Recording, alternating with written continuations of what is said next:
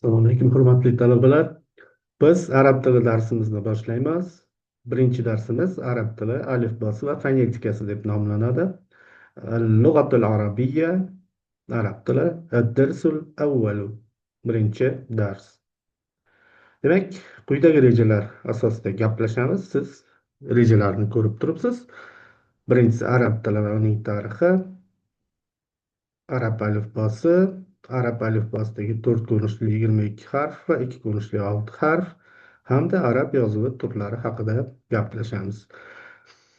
Avvalambor, arab tilining tarqalish hududlariga to'xtaladigan bo'lsak, demak, arab tili asosan, demak, Shimoliy Afrika hamda Janubiy G'arbiy Osiyo hududlarida tarqalgan. Yuqorida siz ko'rib turgan xaritada yashil rangdagi mamlakatlarda arab tili yagona asosiy til hisoblanadi. Bular ichida Misr, Saudiya Arabistoni va boshqa shu kabi mamlakatlar bor. To'q rangdagi mamlakatlarda esa arab tili asosiy rasmiy til, lekin bundan tashqari pastroq mavqeda bo'lgan boshqa tillar ham mavjud, ya'ni mintaqaviy til maqomidagi. Bular Iroq, Jazoir, Marokash va boshqa davlatlar. Och yashil rangdagi davlatlarda esa bir necha tillar bilan birgalikda arab tili davlat tili hisoblanadi.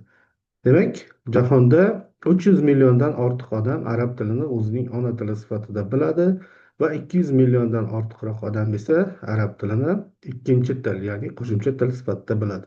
Arab tili Afro-Osiyo makro tillar oilasining yoki bu oila Semit-Xemit deb ham nomlanadi. Somiy tillar guruhi janubiy tarmog'iga mansub til. Miloddan avvalgi 5-4 asrlarda arab tili taalluqli obidalar topilgan. Bu obidalar arab tilining paydo bo'lishiga zamin yaratgan. Mumtoz arab tilining leksiko-grammatik shakllanishi 5-7 asrlar, ya'ni islomdan oldingi manbalarda johiliya deb atalgan davr shoirlarining og'zaki ijodlarida namoyon bo'la boshlagan. Qur'oni Karimning nozil bo'lishi hamda islom dinining tarqalishi natijasida mumtoz arab tili badiiyati yanada go'zallashgan va grammatik me'yorlari mukammallashgan. 8-9 asrlarda va undan keyin mumtoz arab tili grammatikasi nazariy qoidalari ishlab chiqilgan. Islom yoyilgan o'lkalarda arab tili rasmiy va ilmiy til bo'lib qolgan. Ibn Sino, Beruniy va boshqa shu kabi ajdodlarimiz o'z asarlarini mana shu arab tilida yozganlar. Demak, bu yerda siz ko'rib turibsiz, o'sha eng qadimgi Qur'on qo'lyozmasi nusxasi qo'yilgan. Bu 7-asrga mansub 1988-yilda Yaman hududidan topilgan. Demak, arab yozuvi mana shu ko'rinishda bo'lgan. Rivojlanish natijasida, tadrijiy taraqqiyot natijasida arab yozuvi mana shunday ko'rinishga kelgan bugungi kunda va bu yozuvda va tilda bir necha diniy, tarixiy, adabiy va boshqa yo'nalishlardagi asarlar yaratilgan va asosiysi Qur'oni Karim matnlari shu tilda yozilgan. Tovushlar arab tilida, demak, asosiy vazifani undosh tovushlar bajaradi. O'zak, ya'ni so'zning o'zagi faqat undosh tovushlardan tashkil topadi. Arab tilidagi undoshlar tovush paychalarining harakat va holatiga qarab jarangli va jarangsiz, paydo bo'lish o'rinlariga ko'ra lab, tanglay oldi, tanglay o'rtasi, chuqur tanglay orqasi va bo'g'iz tovushlari bo'lishi mumkin. Demak, bu yerda arab tilida harflarni talaffuz qilishga oid surat ko'rsatilgan. Demak, chuqur bo'g'iz tovushlari bu yerda ayn, ha kabi tanglay oldi, tanglay va boshqa, demak, o'sha tovushlarni talaffuz qilish ko'rsatib o'tilgan. Demak, arab harflarini to'g'ri talaffuz qilish muhim o'rin tutadi va ular mahraj deb ataladi. Ko'pligi maxarij, maxarijul huruf, ya'ni harflarni to'g'ri talaffuz qilish. Tovushlar tizimiga to'xtaladigan bo'lsak, undoshlar artikulyatsiya usuliga ko'ra portlovchi, demak, bu B va boshqa tovushlar. Sirg'aluvchi frikativ S, qorishiq afrikativ, ya'ni bu ayn.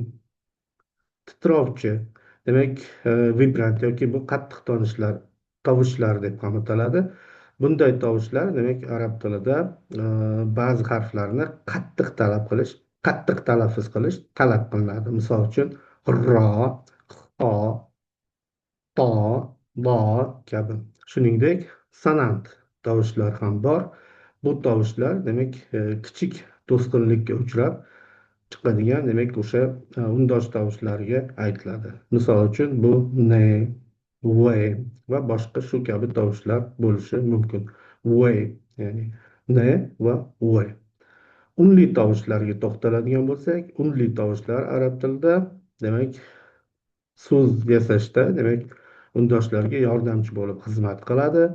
Bular uchta unli tovush mavjud: a, i, u va ikki xil tarzda talaffuz qilinadi: qisqa va cho'ziq.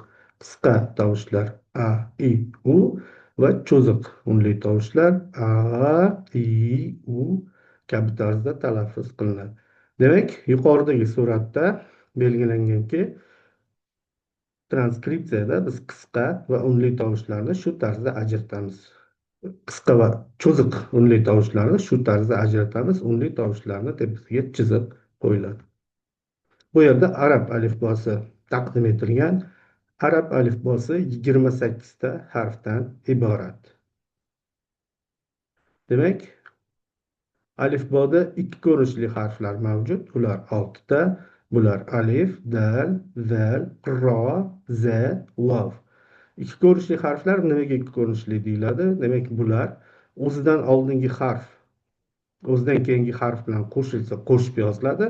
O'zidan keyingi harf bilan hech qachon qo'shib yozilmaydi. Shu sababli bularni alohida va so'z boshi ko'rinishi bir xil, so'z o'rtasi va so'z oxiri ko'rinishlari bir xil. Shuning uchun ikki ko'rinishli harf deb ataladi. Keyingi harflar to'rt ko'rinishli harflar. Ular 22 ta. Bu harflar o'zidan oldin ham, o'zidan keyin ham qo'shib yoziladi. Demak, bular ba, ta, sa, jim, ha, xa, sin, shin, sod, dod, to, zo, ayn, g'ayn, fa, qof, kaf, lam, mim, nun, ha, ya. Jami 22 ta.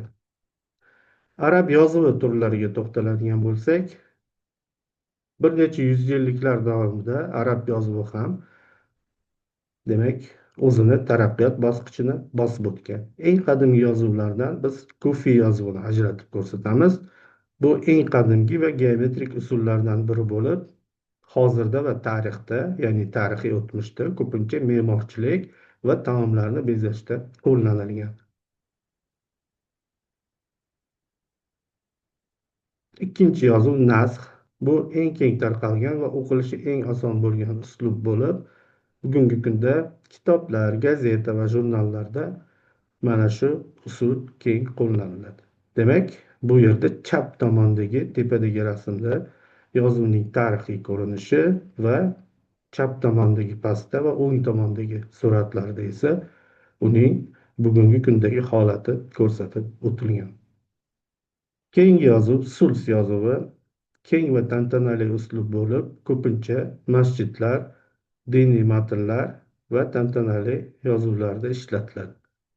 Demak, uning suls deyilishi 3dan 1 degan ma'noni bildiradi. Vertikaliga va gorizontaliga. Vertikaliga yozuv gorizontaliga qaraganda 3 baravar hajmliroq yoziladi. Shu sababli gorizontaliga 3dan 1 olinganligi sababli yozuv suls deb ataladi.